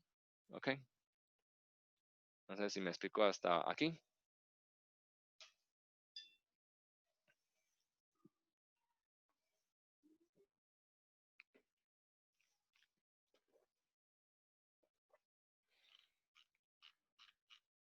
¿Todos de acuerdo? ¿Ok? Entonces, antes de hacer ejercicio, voy a comentar rápidamente los efectos gravitacionales en las vibraciones, ¿verdad? O sea, si nosotros vemos todos los modelos de masa resorte, ¿verdad? Que hacemos, siempre es en sentido horizontal. O sea, ¿por qué los modelos de masa resorte siempre lo hacemos horizontal? Aunque haya, digamos, quizá hay sistemas de que vibración sea vertical. Eso es porque el propósito es que el peso, o sea, el peso que es mg, ¿verdad? La idea se quede perpendicular. Entonces, vean que el peso, de hecho, es una fuerza constante, ¿verdad? O sea, de hecho, si yo obtengo el peso de alguna forma participando en este eje de movimiento, es como que si el sistema estuviera sujeto a una fuerza constante, ¿verdad? Estaría forzado, o sea, P de T sería constante. Y eso es que el caso que vamos a comentar ahorita, ¿verdad? ¿Qué pasa si hay gravedad, o sea, hay ese peso participando en el eje del movimiento? Bueno, igual, no hay ningún problema. Vamos a hacer un DCL, ¿verdad? Vamos a usar ese U total, ¿verdad? Ahora vamos a usar cambio de variable, pero ese U total es como el U, ¿verdad? Se mide desde la posición no deformada, como se hacía cuando el bloque de la masa está en movimiento horizontal, ¿verdad? Se mide desde la posición no deformada, ¿ok? Entonces, si uno hace el DCL, ¿verdad? De la masa, ¿ok? Entonces, U total, función del tiempo, igual, ¿verdad? Tendría fuerza elástica, K por U total, tendría fuerza de amortiguamiento, C por U punto total, y tendría fuerza inercial, que es M por U dos puntos total. ¿Ok? Aquí hay N normal, y ahora sí hay peso. Eso sí no hay quite, ¿verdad? Entonces, si yo sumo fuerza en U, ¿verdad? Igual a 0, porque yo estoy en la forma del equilibrio dinámico, porque ya incluí en el DCL fuerza inercial, ¿verdad? ¿Qué tendría? Tendría M dos puntos. ¿Alguna pregunta? Profe, U sería sobre el eje inclinado. Ajá, U está en eje inclinado, como está en gráfico. U total se mide de la posición no deformada, ¿verdad? Entonces, el fuerza de resorte es KU total, ¿verdad? Entonces, ecuación de movimiento sería MU dos puntos más CU punto total más KU total, ¿verdad? Todo esto se plantea de suma de fuerzas. Y estoy en dirección libre, no hay fuerza externa, pero tengo un peso igual a mg.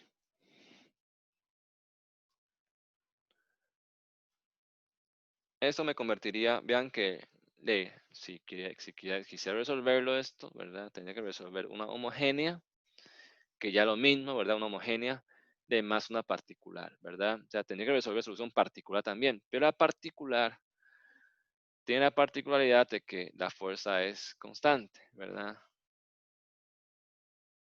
Entonces, pero realmente, o sea, si usted hace, digamos, si usted cuelga, digamos, haga un resorte, ¿verdad? Y le cuelga eh, una masa, ¿verdad? De usted va a ver que aunque hay peso, pero que como que de la vibración sigue siendo parecida a la vibración horizontal, como que no hay cambio, ¿verdad? Lo que cambia es como que hay un peso actuando, pero que tampoco afecta a la propia vibración. Eso es por experiencia experimental, ¿verdad? Si usted agarra algo vertical, digamos, agarra una cuerda flexible y guinda una masa y ahí va, ¿verdad? E igual, espiración libre. No es forzada, pero fuerza constante. Entonces, cómo puedo encontrar una forma fácil de convertir esto en vibración libre, sin tener que resolver particular, que me convertiría en una solución que tiene dos partes, ¿verdad? Homogénea y particular. Entonces, vamos a hacer un cambio de variable. O sea, vamos a hacer ese cambio de variable. O mejor dicho, un cambio de ejes. Porque estoy usando un eje U total que se mide desde la posición no informada. Ya vamos a usar ahora, ¿verdad? Definir un nuevo eje, que es U, que se mide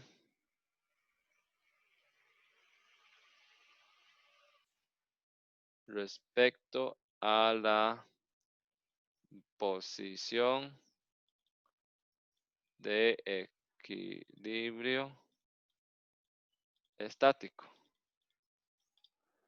O sea, ¿qué quiere decir este U? Es una referencia con su origen trasladado, ¿verdad?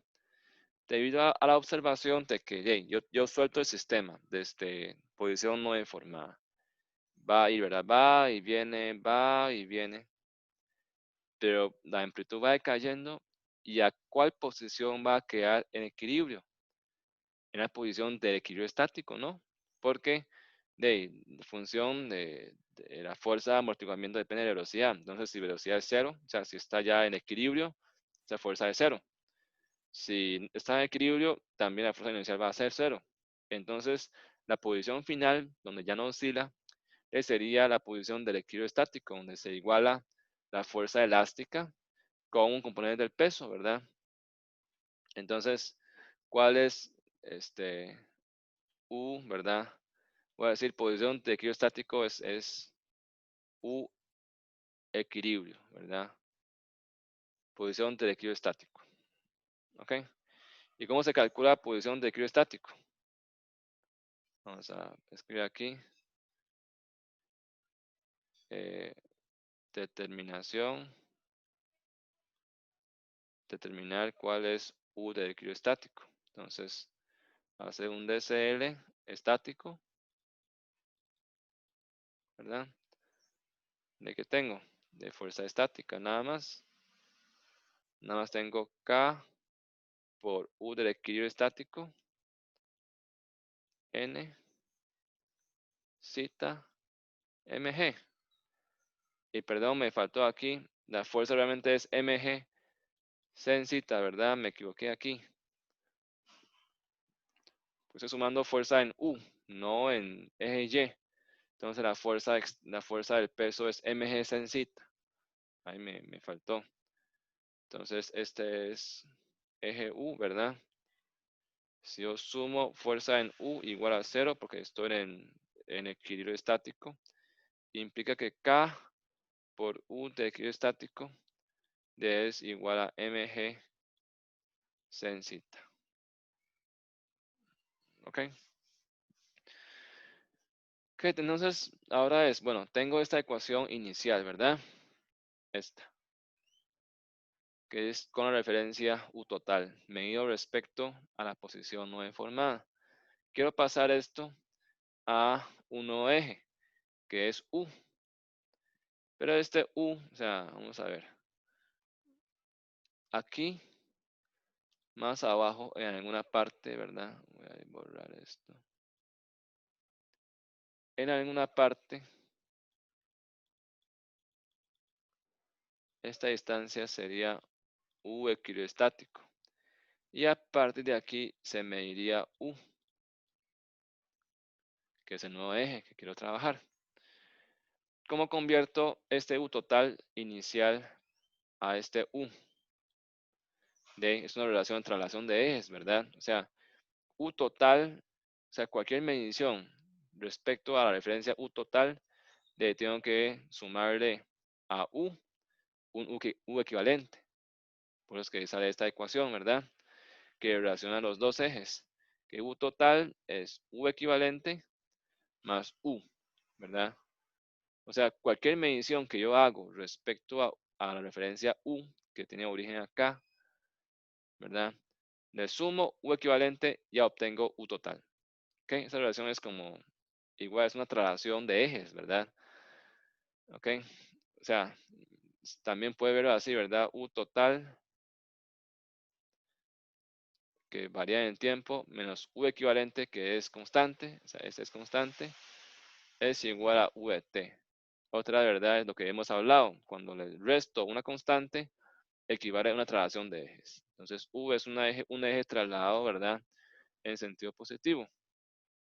Entonces, hago ese cambio de variable acá, ¿verdad? Meto ese cambio de variable aquí, aquí y aquí. ¿Ok? Solo que ese cambio de variable, ¿verdad?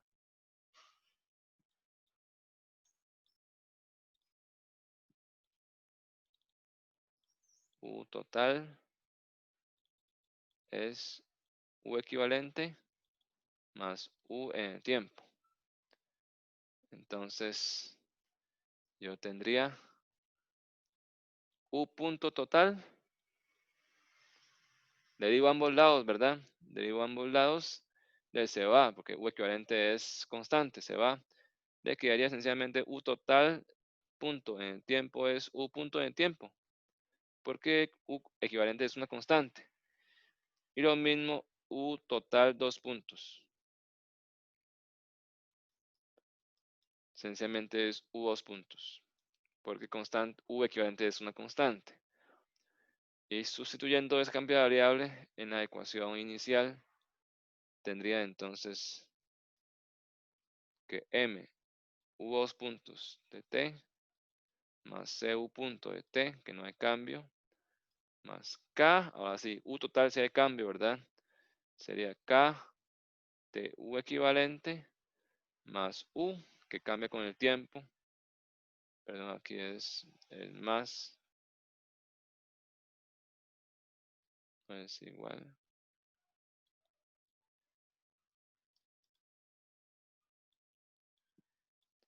Es igual a mg sensita. Ah, pero observemos, ¿verdad? Vean, K equivalente, K equivalente, que es este por este, es igual a mg sensita por equilibrio estático, ¿verdad? Entonces, este KU equivalente sencillamente se va con este peso estático. Por lo tanto, al final, que ya no me cabe, lo voy a borrar aquí, ¿verdad? Entonces, al final,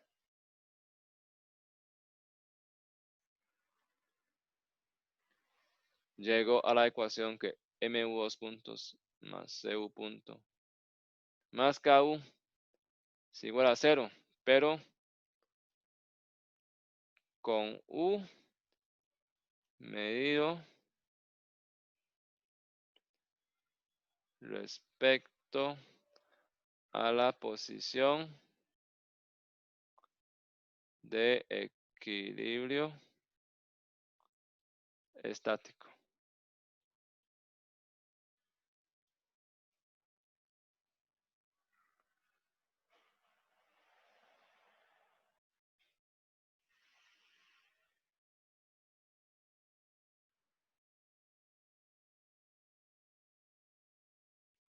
Y también, muy importante, ¿verdad? Entonces, también como conclusión, cuando sea, cuando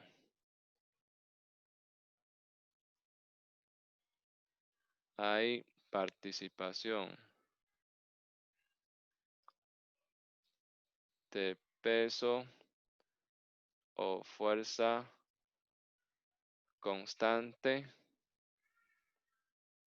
no me cabe, voy a borrar esto. Cuando hay participación de peso o fuerza constante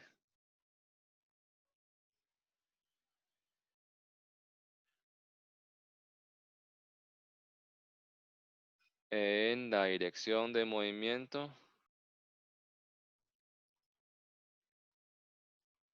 movimiento, la vibración libre será alrededor de la posición de equilibrio estático.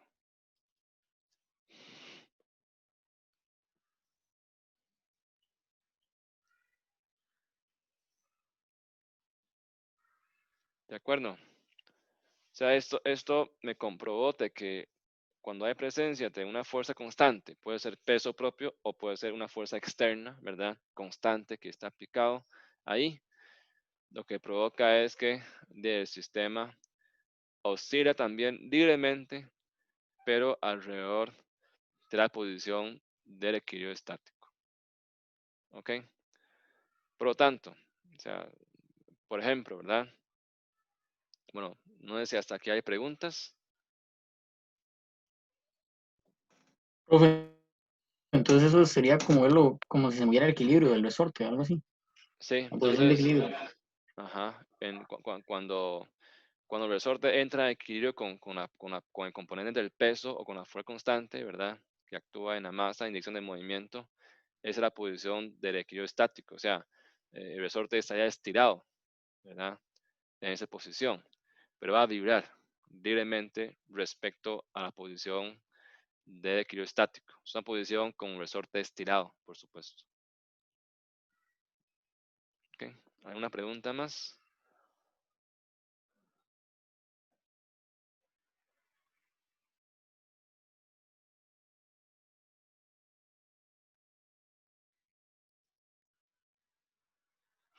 ¿Estamos bien?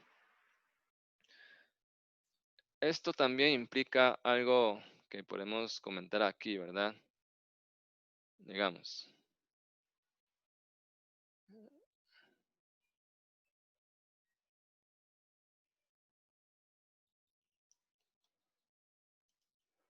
si yo tengo un sistema masa-resorte, así más sencillo, ¿verdad? Si yo sé, digamos, despreciando amortiguamiento, ¿verdad? Vamos a despreciar amortiguamiento por el momento, que es muy bajito.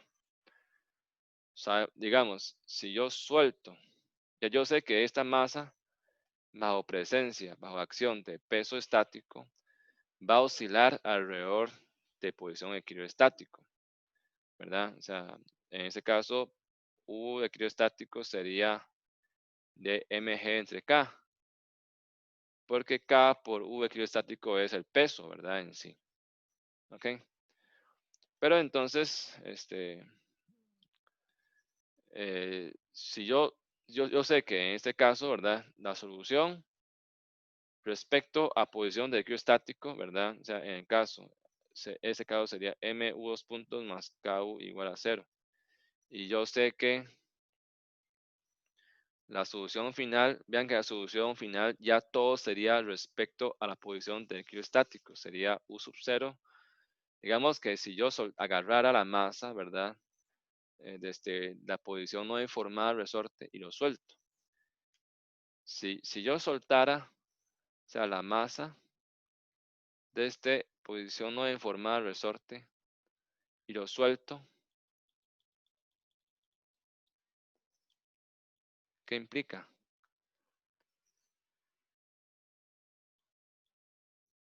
Este es no informado, ¿verdad? Y este es, a partir de aquí se mide U, ¿verdad? Esta es la posición del equilibrio estático. Quiere decir que este U sub 0 que estoy dando es de hecho este U equilibrio estático por coseno de omega n por t. No sé si me explico. O sea, si yo agarrara una masa desde una posición no deformada resorte y lo suelto, ¿verdad? Y lo suelto, entonces equivale tener una información inicial de U sub 0 que equivale a U equilibrio estático, ¿verdad? Porque la masa oscila alrededor de la posición del equilibrio estático. Entonces, ese U sub 0 O sea, para aplicar esta ecuación de movimiento que aplica para la posición de equilibrio estático, ¿verdad? Equivale a tener un U sub 0 de U de equilibrio estático, porque se soltó esa posición no deformada. ¿Y a dónde va a llegar si no hay amortiguamiento? Si grafico esta función, o si amortiguamiento es muy bajito, ¿verdad? ¿A dónde va a llegar? Si esta es solución U, ¿verdad? Es un coseno. Yo sé que yo solté desde U del equilibrio estático. ¿A dónde va a llegar? A menos U equilibrio estático, ¿no? Porque es un coseno, ¿verdad? Amplitud la misma de un lado y otro. O sea, llegaría, o sea, a deformarse y llegaría a la posición de otro U equilibrio estático. Entonces, ¿qué quiere decir?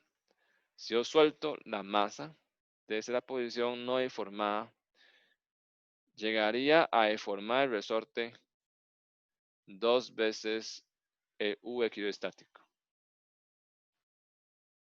Y no sé si se acuerdan, este ejercicio lo hemos hecho antes. ¿Se acuerdan? Les comentaba que resolvimos con energía el problema de dejar caer una masa desde una cierta altura a una viga con caída libre, ¿verdad? Les comentaba en aquel entonces, seguro no se acuerda, y de hecho se puede ver en la ecuación que obtuvimos, de hecho resolvimos este problema con energía, no con vibraciones, pero aquí ya nos comprueba otra vez lo mismo, ¿verdad? De que si yo soltara la masa, o sea, porque esa viga de hecho es un resorte, ¿no? O sea, de hecho es una vibración de la masa con presencia del peso propio. O sea, si yo soltara la masa desde la posición no deformada de la viga, ¿verdad? O sea, lo pongo a ras con la viga que no está deformado y lo suelto. ¿Hasta dónde llegaría? Vean que igual la solución se da alrededor de la posición del equilibrio estático. Repasen ese ejercicio y verán, ¿verdad?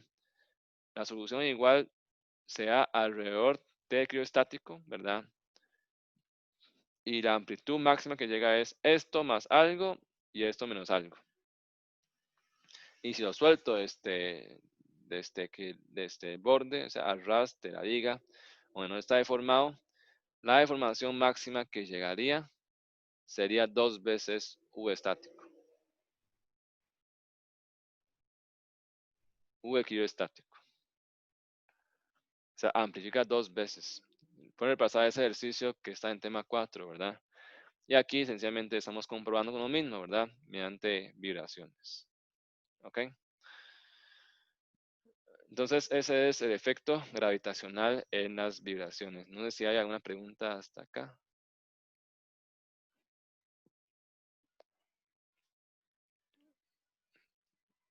Entonces, es recordar que cuando hay efecto gravitacional, o sea, cuando hay peso propio actuando en eje de movimiento, o cuando hay una fuerza constante, ¿verdad? Que se aplica en eje de movimiento, nada más tengo que hacer todo, o sea, hacer todo respecto a la posición del equilibrio estático, ¿verdad?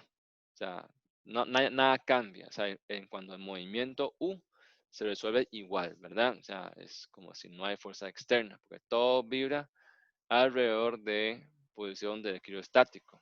Nada más que cuando uno quiere determinar fuerza del resorte, ¿verdad? Si quiere uno encontrar fuerza del resorte, por ejemplo, puede ser fuerza interna de la viga, entonces ahí sí, ¿verdad? Tengo que tomar en cuenta el U estático, que hay una fuerza estática ya actuando, ¿verdad? Debido al peso propio. Nada más es esa consideración. Los demás, todo se mide respecto a la posición del equilibrio estático.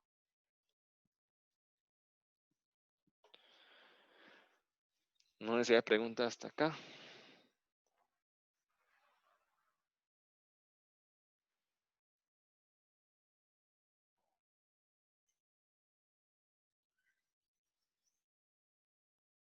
No.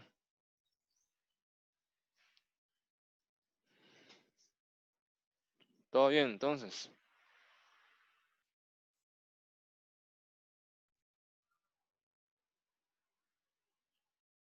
Entonces voy a volver a la pizarra, ¿verdad? Si todo está bien. Entonces veamos la tarea que ya está en mediación virtual. Lo puedo entregar para este jueves en 8. Entonces hay 5 ejercicios, ¿verdad? De hecho son sencillos. Nada más que el primero, ¿verdad? El primero es un sistema conectado a dos masas, M1 y M2. Aquí nos salió el 1, ¿verdad? M1 y M2. Entonces aquí hay que hacer entonces trabajo de movimientos dependientes, ¿verdad? De hecho, ese es un sistema que construyó, eh, ustedes han llevado un curso con Helen, ¿verdad? De sólidos. Esto es, cuando Helen fue estudiante, entonces ella hizo un proyecto de estos, ¿verdad? Pero le pasó un problema de que el resorte que compró era una liga y la liga no puede trabajar en compresión. O sea, hay algunas limitaciones de que hay cosas que no, hay resortes que trabajan solo en tensión, ¿verdad? O sea, no puede trabajar en compresión. Entonces, ese fue un proyecto que se hacía antes, ¿verdad? Hizo vibración libre de ese sistema mecánico, conectado con cables y poleas, ¿verdad? Se inventó ahí un sistema. Entonces, le daba una deformación inicial y una velocidad inicial hacia abajo, ¿verdad?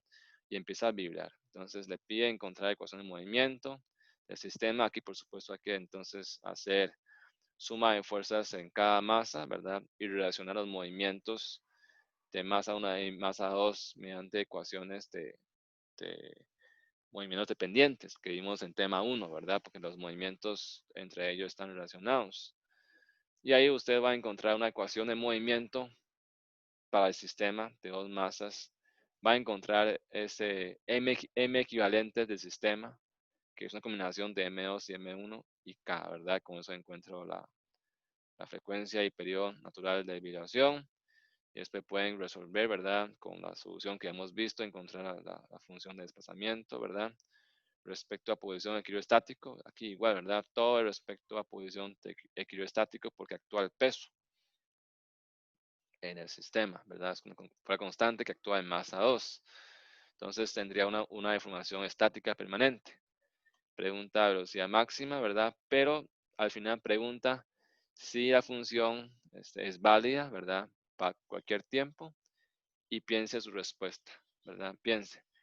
Porque el resorte solo trabaja en tensión, no puede trabajar en compresión. Entonces, ¿qué pasaría si le suelto desde la posición no deformada, además le doy velocidad inicial? ¿Qué va a pasar? ¿Verdad? Para que lo piense.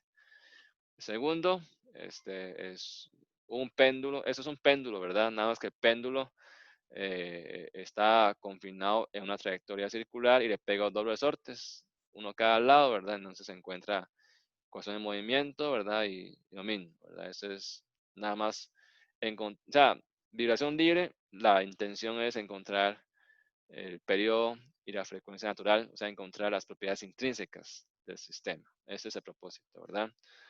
3 igual, es un péndulo, pero aquí cambia el periodo, ¿verdad? Vean que L cambia de un lado para otro, entonces, ¿cuál sería el periodo real del sistema, ¿verdad? Habría que entonces analizar por partes, ¿verdad? Y sumar aporte de cada uno. Vean que aquí el periodo es distinto que esta parte, que longitud de cuerda se acortó, ¿verdad? Entonces, el periodo total del sistema habría que sumar las dos partes, ¿verdad?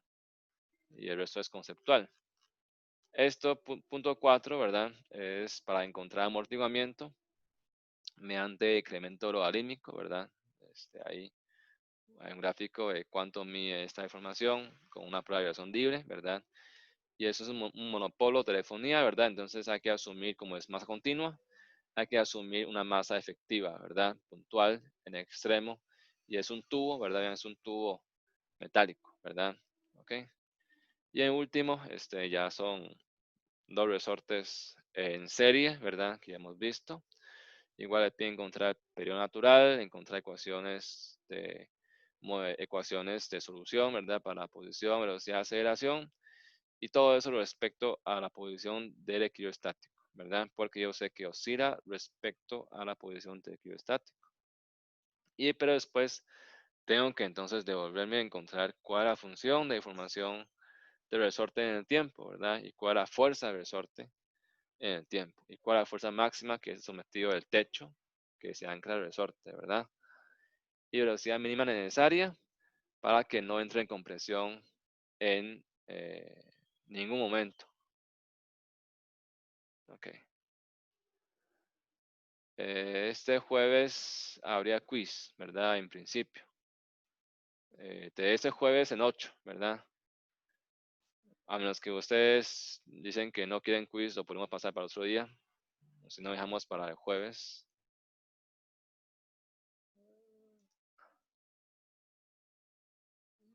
¿Están de acuerdo todos de que de este jueves en 8 entonces hacemos un quiz de vibración libre, amortiguada y no amortiguada?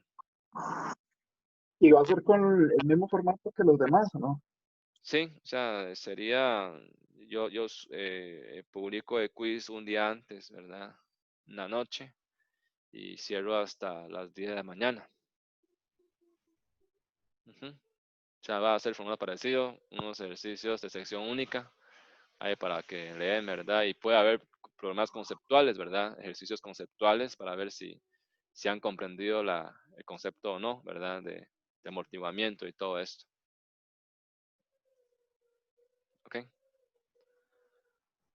Entonces, no decía algo más, sino entonces, digamos, hasta aquí la clase. Próxima vez hacemos ese ejercicio teórico y veamos este problema experimental, ¿verdad? Y ya. ¿Ok? Entonces, si no hay más, muchas gracias, ¿verdad? Nos vemos el jueves. Gracias, profe. Ok, gracias. Hasta luego.